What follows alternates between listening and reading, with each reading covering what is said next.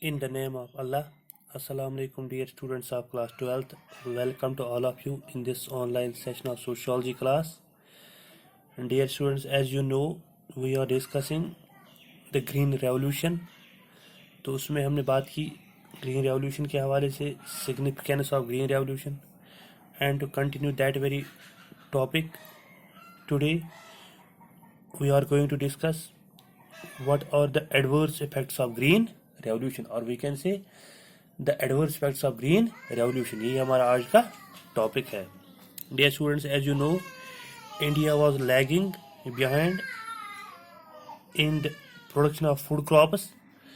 तो उससे क्या होता है कि अपनी पॉपुलेशन की फूड प्रोडक्ट्स को फूड नीड्स को मीट आउट करने के लिए इंडिया जो ज़्यादातर इसका दारोमदार था वो एक्सपोर्ट पे था. इसको बाहर के मुल्कों से ये मतलब फूड प्रोडक्ट्स लाने पड़ते थे. तो इस चीज़ को मीट आउट करने के लिए एक एक्सपोर्ट कंपनी को एक ये प्रोजेक्ट दिया गया फोर्ड फाउंडेशन को 1959 में अंडर द टॉपिक, और वी कैन से एक इनको प्रोजेक्ट दिया गया India's food crisis and steps to meet it. ठीक है, क्या है India's food crisis and steps to meet. हम कैसे इंडियन जो फूड शॉर्टेज है इसको कैसे हम meet out within the country कर सकते हैं. तो इस कमेटी ने बहुत सारी रिकमेंडेशंस दी. ठीक है, तो इन रिकमेंडेशंस को लेकर इंडियन गवर्नमेंट ने एक प्रोग्राम डेवलप किया. ठीक है, एक स्कीम डेवलप की. इसका नाम रखा गया IADP, intensive area development programme. कब? 1960 में इसको इम्प्लीमेंट किया गया. तो इसको पहले कुछ सेलेक्टेड एरियाज में इम्प्लीमेंट किया, और वी कैन से इन 7 सेलेक्टेड स्टेट्स. कुछ वहां पे पूरे स्टेट में नहीं बल्कि कुछ डिस्ट्रिक्ट्स में. एक आंध्र प्रदेश में, दूसरा डिस्ट्रिक्ट बिहार में लिया गया, तीसरा छत्तीसगढ़ में, चौथा तमिलनाडु में, पांचवा पंजाब में, छठा यूपी में और सातवां राजस्थान में.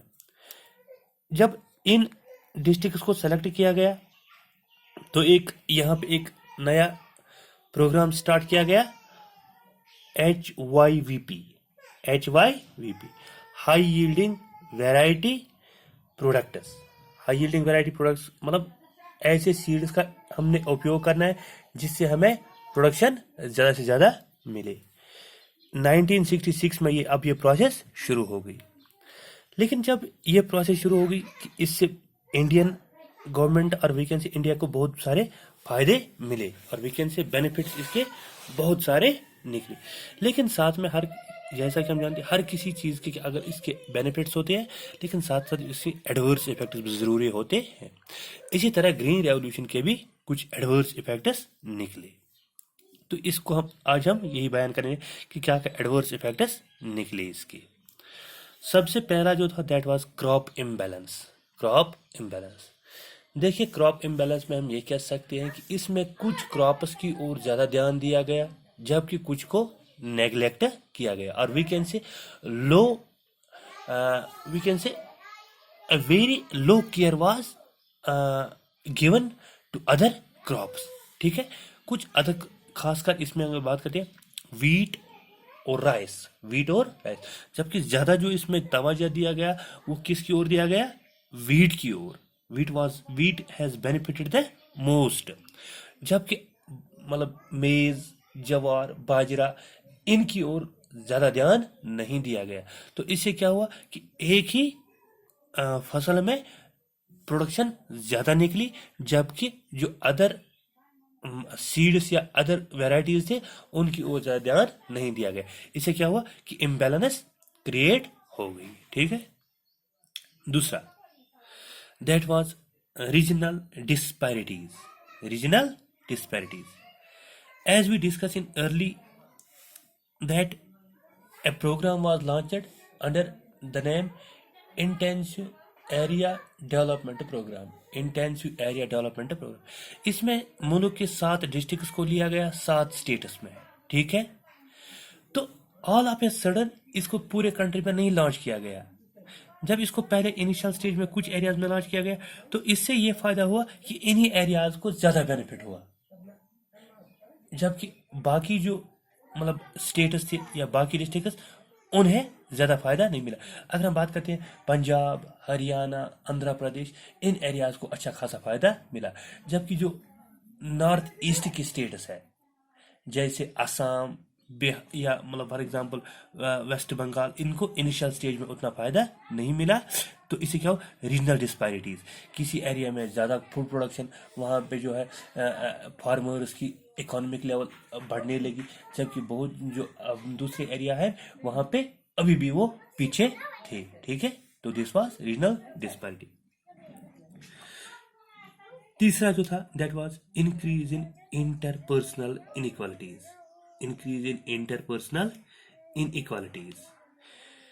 देखिए इसमें क्या हुआ, इंटरपर्सनल इनइक्वालिटीज, इसमें क्या हुआ कि इसमें उन लोगों की ओर ज़्यादा तवज्जो दिया गया या उन फार्मर्स की ओर ज़्यादा तवज्जो दिया गया, उनको इन स्कीम्स के बारे में ज़्यादा अवेयर किया जिनके पास बहुत सारा लैंड था, मोर देन 10 हेक्टेयर्स थे, जबकि जो स्मॉल फार्मर्स थे उनको नेग्लेक्ट किया गया और उनको वीकेंड से इसमें नज़रअंदाज किया गया।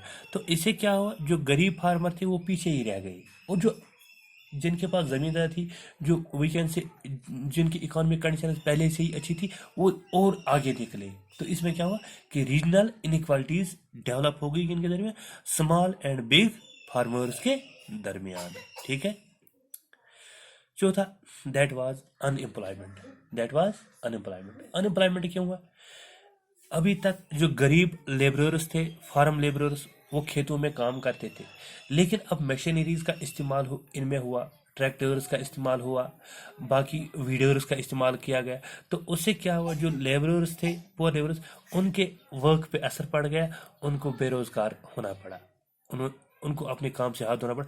जब मशीन्स ने इंसानों की जगह ली तो मजदूरों की क्या हुई, छुट्टी। तो इससे क्या हुआ कि बेरोजगारी मतलब ये भी एक इसका एक मतलब एडवर्स इफेक्ट है, इससे बेरोजगारी बढ़ गई। ठीक है।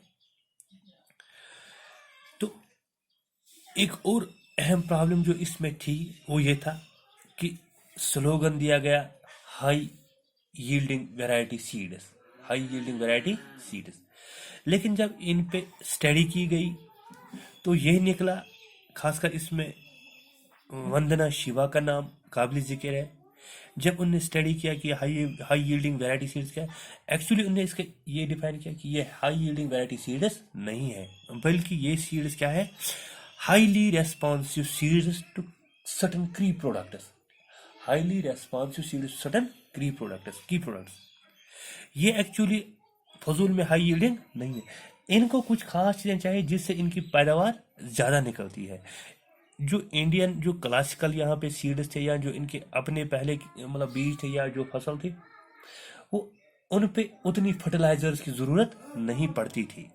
अब इन्होंने ये नए सीड इन्हें कहा नहीं, इनमें ज़्यादा फर्टिलाइजर की ज़रूरत पड़ती है, तभी जाके इनमें ज़्यादा पेस्टिसाइड की ज़रूरत ज़्यादा पड़ती है, तभी जाके इन्हें ज़्यादा पैदावार निकलती है।